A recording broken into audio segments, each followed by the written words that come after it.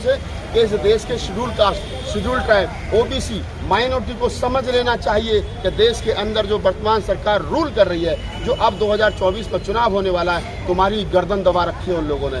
ये लोग मोदी जी की आंख के नीचे बैठ कर, भागवत जी की बगल के नीचे बैठ करके जो देश भर में रूल कर रहे हैं, जो सरकार चला रहे हैं, इनके नुमाइंदे तुम्हें आतंकवादी, भगोड़ा और क्या नाम है तमाम अपशब्दों का प्रयोग करते हैं सदन में, और प्रधानमंत्री जी का एक ट्वीट तक नहीं आता है। जबकि एक खिलाड़ी की उंगली में चोट लग जाए तो प्रधानमंत्री जी को रात भर नींद नहीं आती है। वहीं दूसरी तरफ एक सम्मानित सांसद को, जिसको 20 लाख लोगों ने वोट डाल करके चुना है, लोकतांत्रिक तरीके से चुन करके आया है, उसको मुल्ला, कटमुल्ला, आतंकवादी और तमाम तरीके की भाषाओं का इस्तेमाल किया जाता है। सरकार में बैठे हुए जिम्मेदार लोग नहीं बोलते, तो आप समझ लीजिए कि ये सरकार के इशारे पर हो रहा है। और जिसके SC, ST, OBC माइनॉरिटी समाज के लोगों को चाहिए कि वो लामबंद होकर के ऐसी सरकार को उखाड़ फेंकें जो सरकार इस देश के शेड्यूल कास्ट के खिलाफ, शेड्यूल ट्राइब के खिलाफ, मुसलमानों के खिलाफ, अल्पसंख्यकों के खिलाफ, OBC समाज के खिलाफ है। ऐसी सरकार को इस देश के अंदर बने रहने का कोई अधिकार नहीं है। एक तरफ कहते हैं सबका साथ सबका विकास, बीजेपी वाले कहते हैं, और दूसरी तरफ जो चुने हुए प्रतिनिधि हैं उनके साथ ऐसा।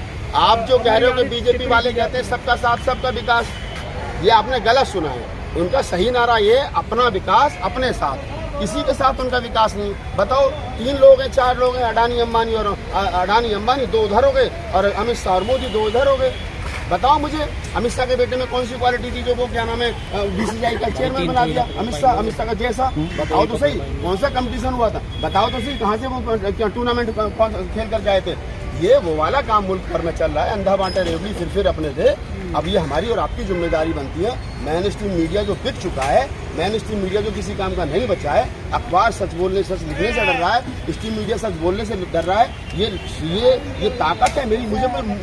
मुझे खुद का भी ये भरोसा नहीं है कि कब मेरे साथ मॉब लिंचिंग हो जाए, कब मेरे साथ चलते मैं रोड पे मेरे घर वालों को मुझे रोड से पहुंचना पड़े। इस दौर में, जिस दौर में इस एक रंग में इस मुल्क को रखने की कोशिश की जा रही है, उस दौर में सच बोलना, उस दौर में संवैधानिक भाषा का इस्तेमाल करना, उस दौर में संविधान को बचाए रखना, उस दौर में लोकतंत्र की बात करना, मैं समझता हूँ बड़ी हिम्मत का काम है। और हम लोग, तमाम लोग, अगर आज दानिश अली के पक्ष में खड़े हैं तो इसलिए नहीं खड़े कि दानिश अली मेरा रिश्तेदार है या वो बहुजन समाज पार्टी का सांसद है। हालांकि पार्टी को उसके पक्ष में खड़ा होना चाहिए था। पार्टी उतनी ताकत से नहीं खड़ी हुई है BSP उसके साथ में, उससे बेहतर तरीके से कांग्रेस खड़ी है उसके साथ में।